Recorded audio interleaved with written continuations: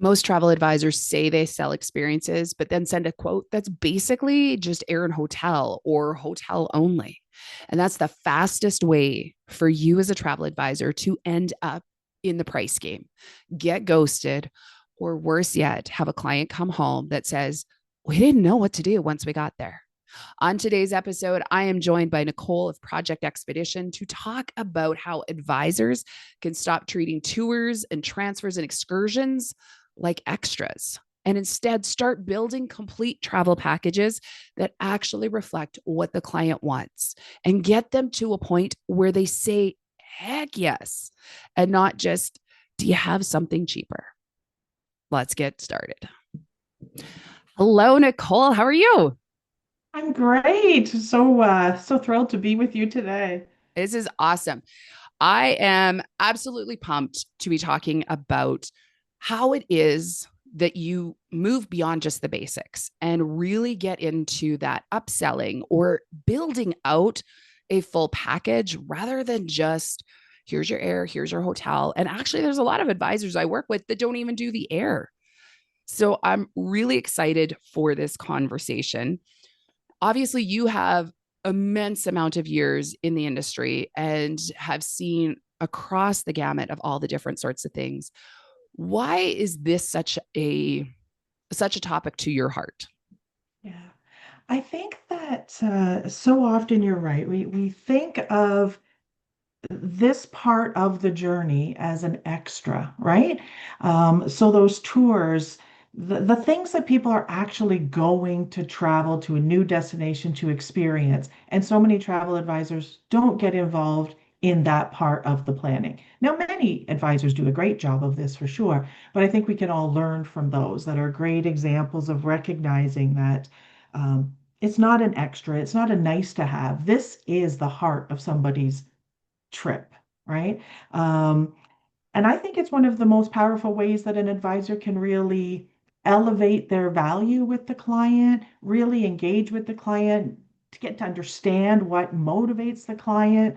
Um, because people are really traveling somewhere to make new connections, whether it's with the local people or architecture or different experiences, thrills, whatever it is. They're not going to take a flight. They're not going to stay in their hotel room, right? So why have we for so long concentrated on the logistics side of a trip and not the experience? Absolutely. And that's just it. I don't know about you, but as they always said, and I was definitely guilty. The mechanic's always has the worst car. The travel advisor always screws up their own trip. Guilty all the time. The amount of times I'm like, yeah, I'll get around to it, but I never actually got there. And Yeah. then I would get to a destination and I'm like, oh, what do I do? I didn't even know that was an option. Yeah, and I think some people get caught in this mindset that if I plan these elements, that I'm over structurizing, right? If that's even a word, right? But putting too much structure and then I lose the freedom. But really, if somebody steps into a new destination, it can be overwhelming, right? And you don't even know where to start. I am a firm believer that that vacation time, once you land in that destination, I don't want to be doing the planning. That planning should have been done before. I want to immediately step outside of that hotel room and be able to experience the destination, right? Um, so I don't think of it as over structured. I think of it as giving me the freedom now to let go of that part and really immerse myself in the destination, right? But I am a product of procrastination and at mercy to the mercy of that, but I think this is where advisors can really show true value to their clients too, right? It is a service you're offering. It's you're not asking them too much. You're really curating the journey that the client wants. I love that. And so, and that's so true because if they well, let's just start at the beginning. Airports are a hub of stimulus. Yeah. Then you get on an airplane, and if all goes well, you're just tired because it's been a long travel. I'm thinking, especially if you're coming from North America, going to Europe or to Africa or something like that, it's exhausting. And then you get there, and it's like, now what? And that's if Yeah. everything went well. Agreed, right? Like it can be stressful. Like I don't think anybody's favorite day of the year is the day they're traveling through an airport. Right? Sitting on an airplane, you're, in that steel tube. Um, the journey, really, the memories are built on what happens when you get there. And do you want to be stress free or do you want to be overwhelmed, right? I'm going with the stress free option. Yeah, absolutely. I remember this one time, my husband and I, we were headed to South Africa and our flight got canceled from Amsterdam down to Johannesburg. And so I messaged a friend of mine who was an advisor and said, okay, I know you've stayed in Amsterdam. Where is a hotel? Because we have a 24-hour layover. So we're just going to go stay in a hotel, ideally where we can go to see things. So she gave me the referral to one that was not too far from the train in downtown. She's like, just take the train, go to the station, you'll be fine, get there. Well, we stepped out, and this is like this moment that's forever etched in my memory because it was March. And so it was rainy and it was drizzly. Actually, it was really rainy. And my GPS on my phone to figure out where this hotel was kept spinning circles. And it would Oh, send us to the right, even though it was supposed to send us to the left. And then we would get there, and I'm like, this doesn't make sense. And then it would send us a different direction. And so then I would go back to the starting point. But the reason why it's so deeply etched in my brain is because when it rains in Amsterdam, all the people smoking pot are underneath the overhang. And this was back when Canada was just legalizing it. And I remembered thinking, why? Because I'm exhausted. We have this 24-hour layover. I just want to get to my hotel. Like, and it's just all of these things. And people kept blowing pot in my face. And that to me summarizes that feeling when you don't know what to do, when you're overstimulated, when yes. you're exhausted, when you're this, that, the other. And it's all of this energy. And thankfully, the rest of the trip went a lot better. But at the same time, too, that also could have set the tone for the Yes. entire trip. I myself am fairly well traveled. So I had that moment of, oh, this is frustrating, but we're going to get over it because there's so much more to see and do. But for somebody who is so wound so tight and this vacation they have dreamt of for so many years, that is sometimes how they start. And then the next morning they get up and they're supposed to go figure out their own way. Yeah.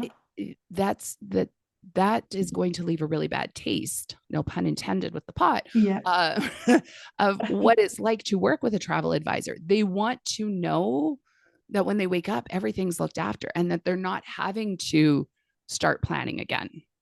Yes, totally agree, right? That sense of being overwhelmed, not knowing where to start. And you take the reverse of that, of being in a city you don't know or one that you haven't explored a lot, and instead you've worked with a travel advisor who has talked to you about this is a great cooking class, this is a great bike tour, and maybe this is the area to avoid, or if you want to go to the Louvre, go there on a Wednesday or what have you, right? And these are all the elements where that traveler, when they've come home and they're talking to their friends about their trip to Paris, they're not talking about the hotel room. They're not talking about the that overwhelming feeling. Instead, they're going to be talking about these experiences. Their friends will ask, "How did you find it? How did you know about this?" And wouldn't it be great if they all said, "My travel advisor is the one who recommended it to me, or actually booked it for me, or what have you," right? Yeah. So I think it's everyone is benefiting from it, right? That traveler had a great time. The advisor is gaining credibility beyond their client.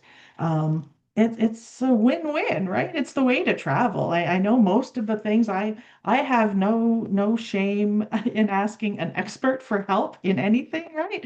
So I have no shame in saying to somebody, I've never been to the Czech Republic. What should I do when I get there?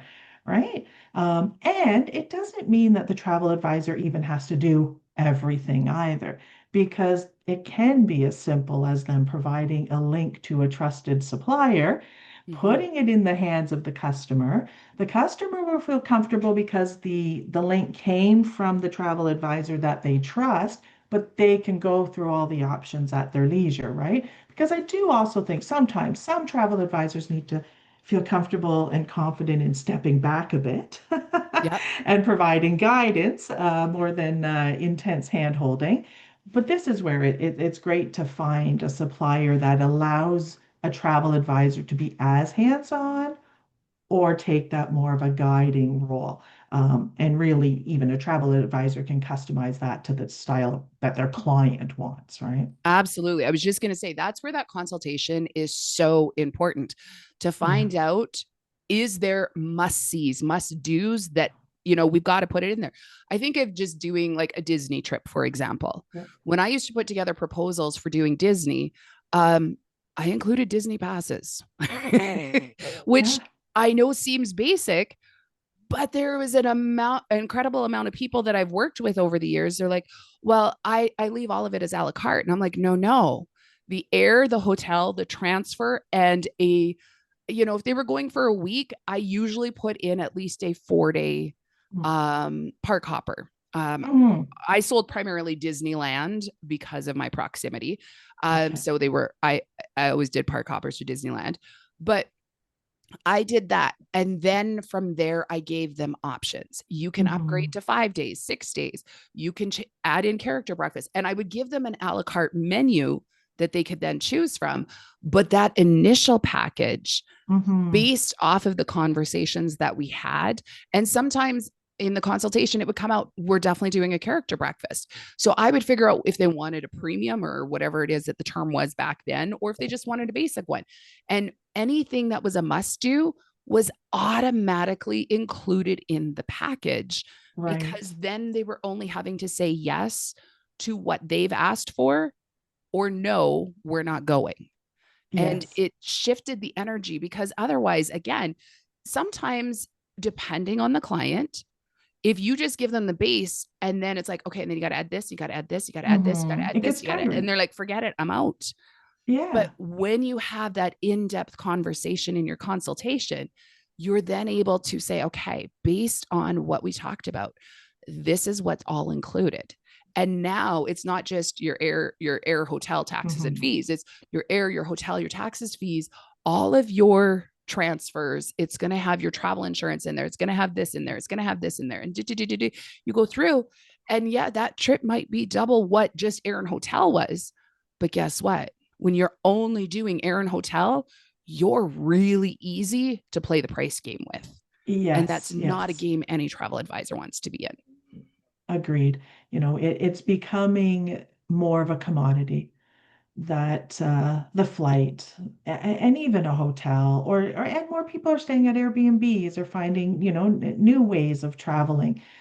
But I go back to the point of that's not what they're traveling for. They're traveling for those experiences, right? So it's that logistics versus the experiences and everyone needs to have that really good conversation with the client to understand where they're coming from, right? Like there's super unique things like reindeer sleds, in Finland. And then there's, cooking classes and food tours that, I love when people talk about that a travel trend is culinary.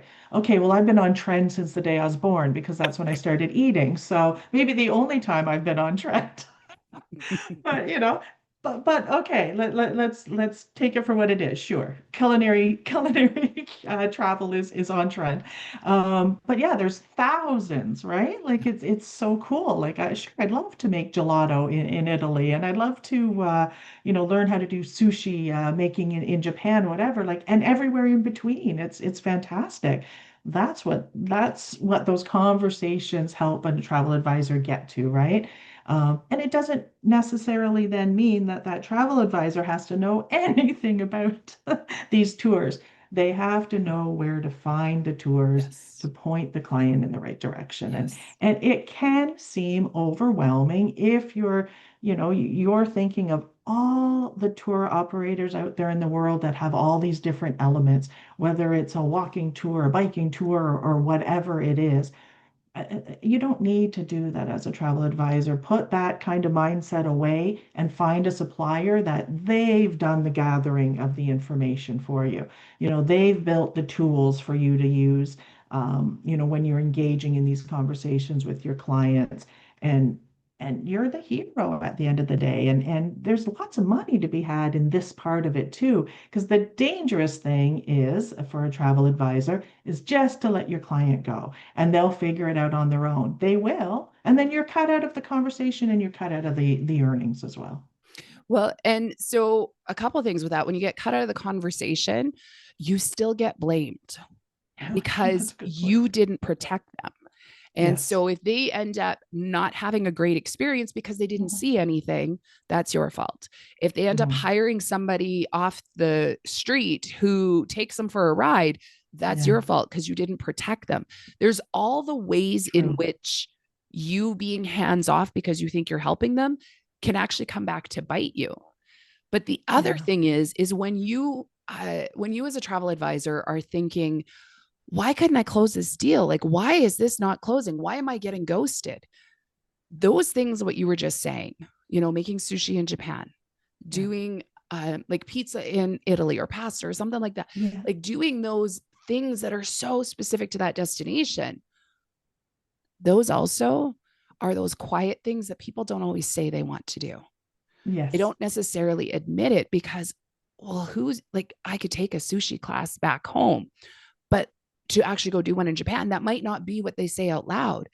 That's where in your consultation, you want to ask them, is there something that's really always been like, oh, that would Mhm. be the coolest thing in the world, no matter Yeah. how like unlikely it is.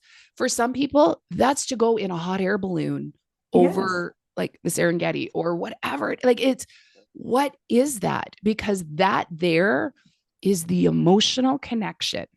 As they say, people buy with emotion and justify with logic.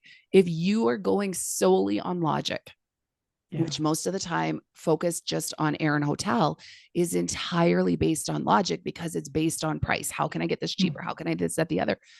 The emotion of it is not in how comfortable the seat on the airplane is. But don't get me wrong, I love me a good first class Yes. seat.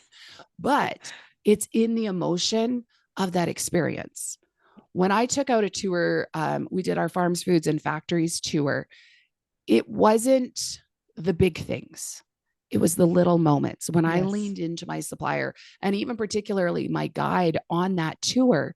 And we said to him, like, just give us give us gold basically, and he Mm. delivered. And it was the little moments. It was the one farm that they took us to where we got to learn about making cheese, but we also got to make pizza. And the way that they interacted with our people, you can't put that on an agenda, Yeah. but they did. And actually, I remember one in particular. Victorio created for us an excursion, and he took us to this winery in Argento. And it was a 3 generation, as in all 3 generations were still living there. And if you wanted to buy wine, you went into their family kitchen. And at the end of the night, I remember the grandfather playing his harmonica and linking arms and dancing around the kitchen with the people Mm. in our group. That Yes. moment is so forever ingrained. And I would not have near the same love for that region if it wasn't for this family. I loved the region, Absolutely. but I loved our experience. And so Yes. now, anytime somebody is like, oh, what did you think of it? I'm like, yeah, I loved it. And they're like, really? I'm Yeah. like, it's the people. You've got to Hmm. find ways of incorporating into why are they in that region? Why are they going there? Now, don't get me Yeah. wrong, all inclusives, there's definitely opportunities with that still, Yes. but there is also a lot of people who do just want to go lay on a beach. And there's nothing wrong with that. You know, But make sure you're having that conversation. Absolutely. Agreed. Agreed. And sometimes it can be simple hop on, hop off tour. You land in a new city. Okay, I just want to familiarize myself with the layout of the city or whatever, and I don't necessarily want to explore it on my own. I want to have the freedom to literally hop on and hop off the bus Mm-hmm. when I want to. It can be something as simple as that, or a completely handheld, like you talked about, connections with the local people, really getting to understand the day-to-day life of the locals, right? And every type of travel is good, and you have to justify your travel preferences as an advisor. Take the time to understand the motivation behind the trip, as you said. It really opens up the opportunities for everybody, right? Absolutely.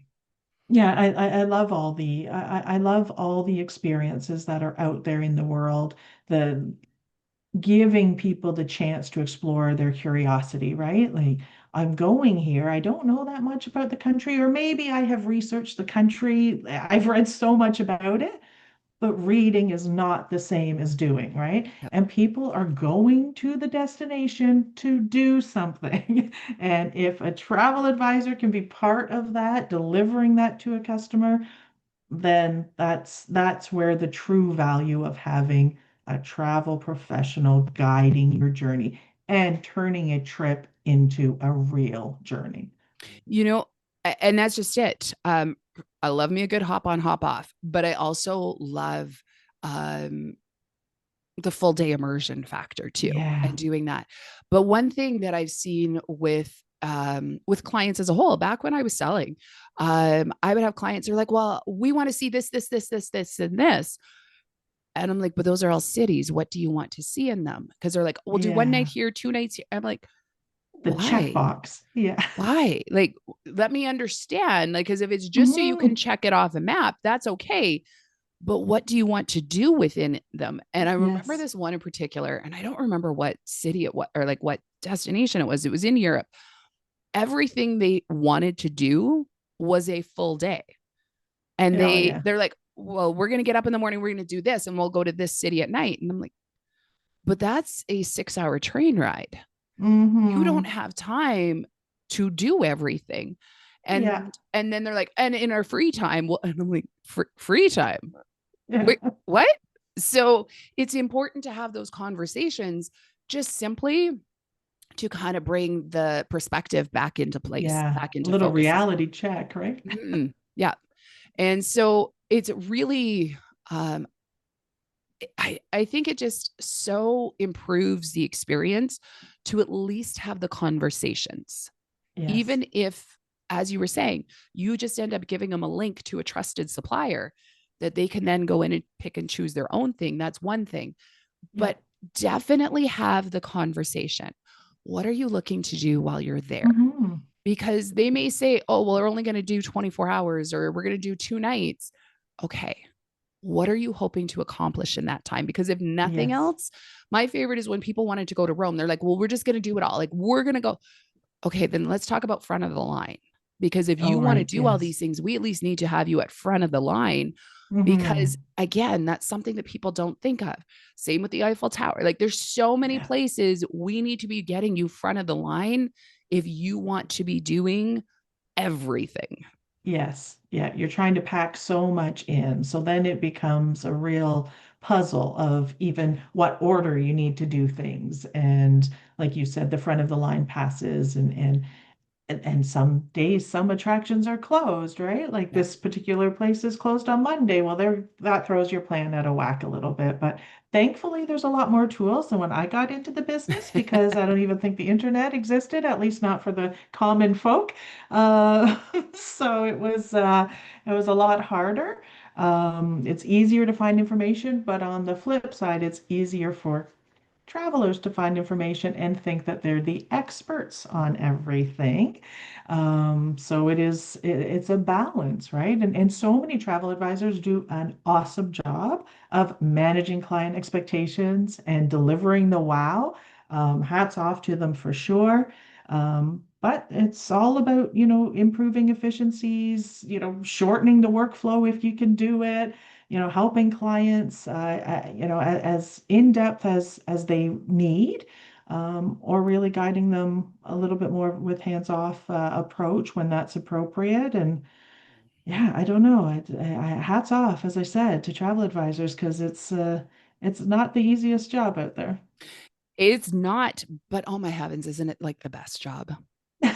It really is. Clearly. I love this We've been in industry. it for a while. Yeah. I sold for 20 years and Yes. it, I love taking all the puzzle pieces. Yeah. And as I would say to people, sometimes your clients would come to you with all the puzzle pieces in a big bag. They just didn't tell you it was for three different puzzles. And so you have to pull all the pieces apart so that you can figure out which puzzle it goes to. But Yes, yes. I think sometimes travel advisors get so caught up in the need to compete on price, which Mm, if they've been listening at all, if you've been listening at all to the podcast, you know that when you compete on price, you are in a race to the bottom. yeah. But it I think that's where it can get a little bit scary to start talking about upselling. Yeah. Because upselling, I think, has this energy of ew. Yeah. I went to it was like a 1 day professional development course sort of thing.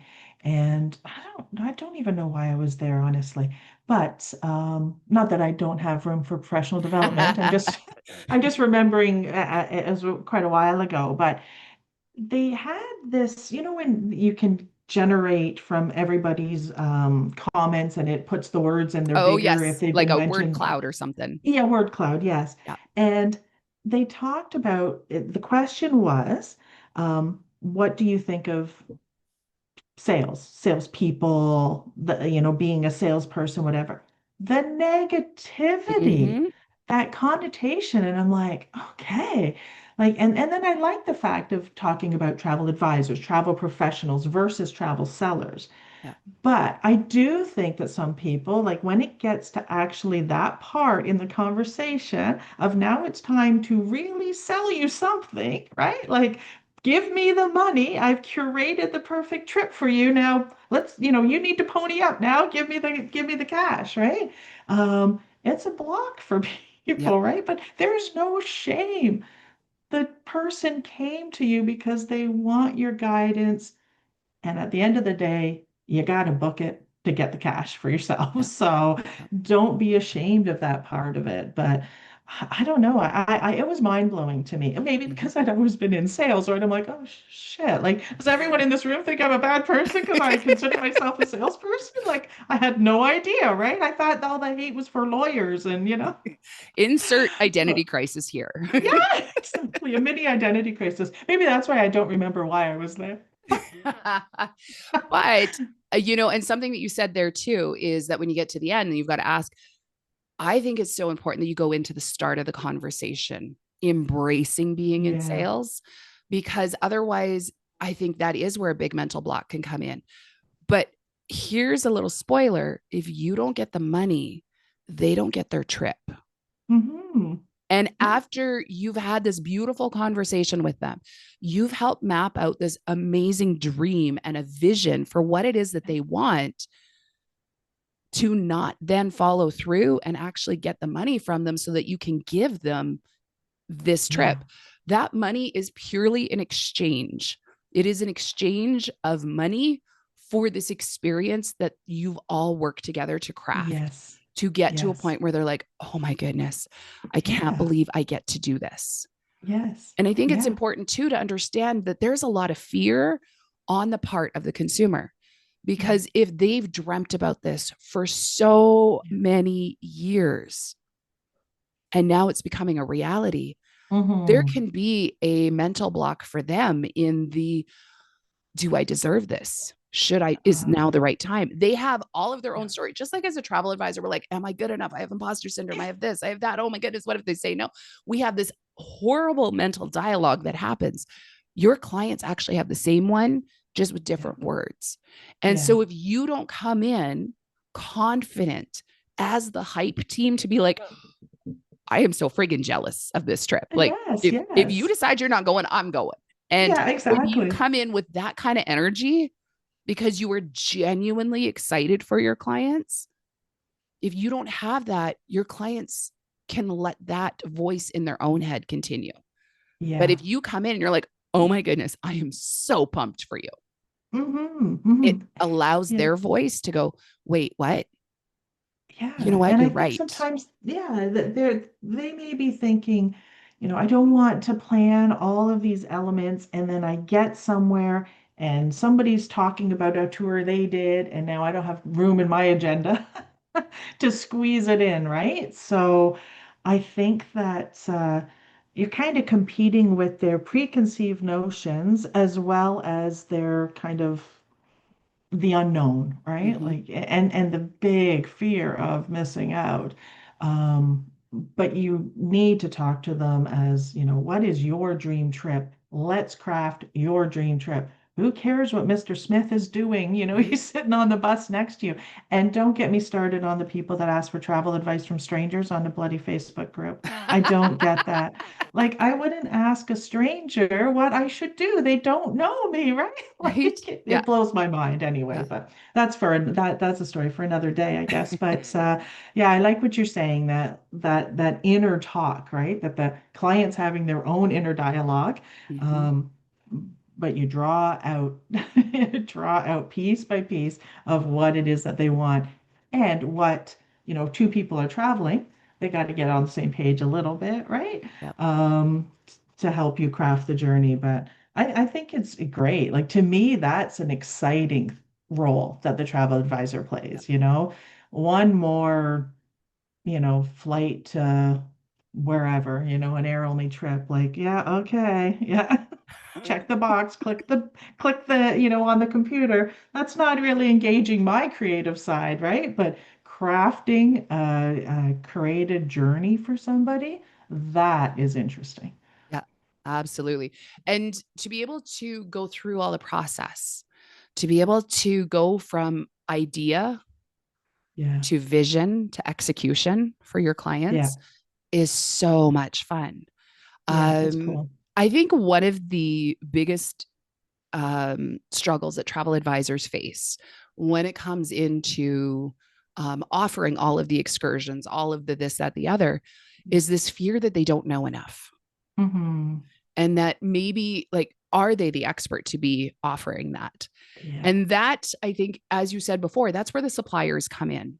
Yeah. And I think it's so important to, one, establish solid relationships with your suppliers, True. but two, to lean into them, because your job as a travel advisor is to be the expert in your client. Hmm. The role of all of your suppliers is to be the expert in their product. Yes. And Okay. your job as a travel advisor is to take your expertise of the client to marry it with the right supplier with the expertise of their product to put it Yeah. together.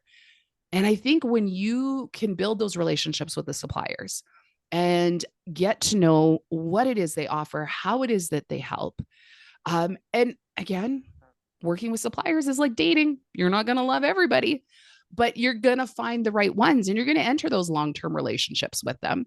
It's okay. We're a little polygamous in the supplier world. Yeah. You can have more than one. Yeah. but Yeah. but at the same Yeah. time too, really lean into them and Yes. into the expertise that they have. Yeah. And if you think about, okay, I have a transfer to do for these people, maybe they're going on a cruise and they're going in a day early. I know they want to do a little day tour, whether it's with a group or a little private tour, then they're going to go on their cruise ship. They're going to want to do shore excursions. Maybe they want the a lounge pass at the airport when they're coming home. Like, oh my God, like, here's 4 extra calls or 5 extra suppliers I need to find, blah, blah, blah.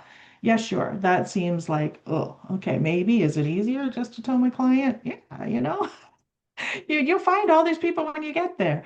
Or you find a supplier that has a platform that has curated, vetted their list of suppliers so you can trust them because it's all under an umbrella of a supplier that you trust. And then for the advisor, it's one platform they have to use, one set of marketing tools that they have to get used to. And as you said, you're then building that relationship with the supplier. You can leverage relationships, Yeah. right? And it's way less daunting of a task versus, oh my gosh, I got to be an expert and find the right tour in Pisa, and then they're going to be here and now in Croatia. What the heck do I know about Croatia? Like, yeah, that's too much to ask of anybody. It's having the confidence in that one supplier who has your back, who's supporting the trade, is there for you and can stand behind their product. That's the end goal, right? Like I agree. There's no way a travel advisor can be the, expert capital E in everything. That's too much. And it's too much pressure. I think that's Yeah. what makes them, and I, well, it's something I always said when I was hiring new staff or bringing in an outside sales team. I would say to them, the moment you think you're an expert in everything, or the moment you think you know everything, you know nothing and Yeah. you need to leave the industry Yeah. because it's Yeah. constantly evolving. We have to give ourselves permission to not have to know everything, just to know the people who do Yes. and to Yeah. know who to call. Absolutely. I couldn't agree more. And oftentimes it's not about what you know. It's do you know where to find the Mhm. information? And it's your strength to be able to say, I don't know. I'll get back to you. I have a colleague who's more familiar with that than I am. Um, it's it's dangerous to play expert and to not be aware of what you don't know, right? It's a dangerous thing to not be aware of that. And an easy line, because I know that's a one that comes to a lot of travel advisors. But what if they ask me something I don't know? My favorite go to was always, you know what? I have a really good, you know, I feel really good about my answer, but because I never want to misdirect people, Yeah, if you're okay giving me 12 hours, 24 hours, whatever yeah, time you yeah, think you need, um, I just want to double check with somebody else to make sure that what's in my head is the right yeah, answer because I would yes, rather give you the right answer a little bit later than give you the yes, wrong yes, answer now. yeah. And the current answer, because Yeah. something that was the correct answer a month ago, Yeah. let alone like pre-COVID, like good Right. Lord, like Yeah. Yeah. pre-COVID answers and new COVID, like Yeah. post-COVID answers and everything. So much changes. That's one thing for sure in this industry. You cannot get bored in this industry Right. because there are changes, whether it's political, environmental, logistics, Yeah. emotions, new Yeah. trends, whatever. There's always something new. Yeah. Yeah, that's just it. I opened my email this morning and there's a whole new list of restricted countries for certain countries. And I was like, Yes, yes. I'm Yeah. confused.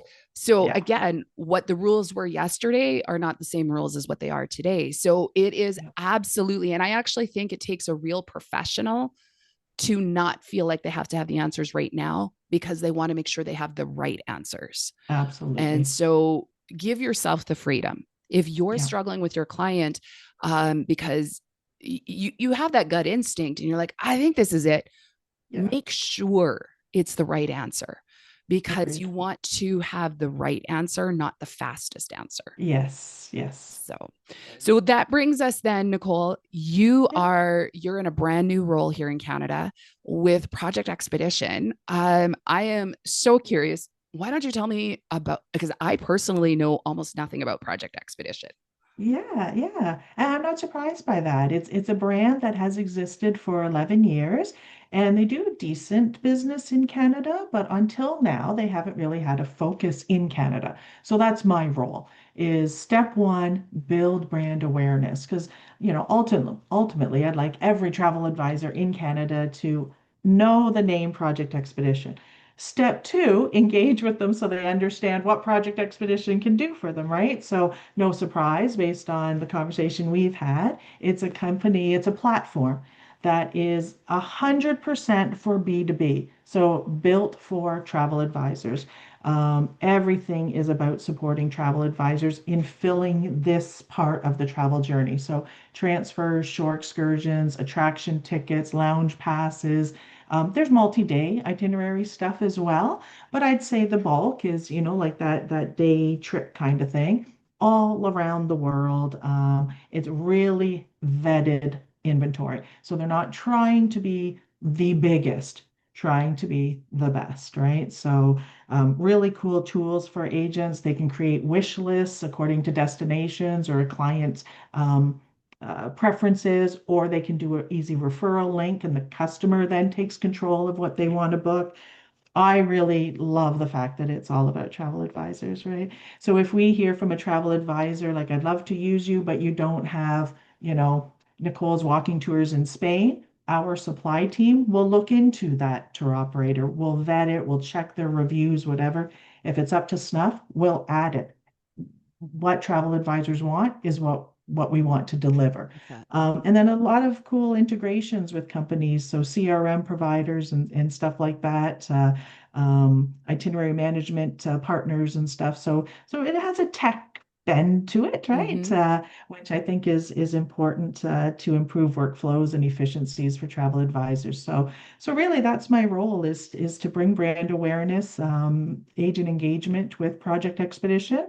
I'm really excited about it. It's a great, still young company, but with Mm-hmm. enough history, and they work with a lot of the our preferred partners with a lot of the big retailers. So I think that lends a good credibility to a brand new a new brand for advisors as well. So I'm excited to get back out there and to see agents and at all across the country. And yeah, that's my new role, Glenda. That's so cool. Okay, so you said something about wish list in here, and it like Yes.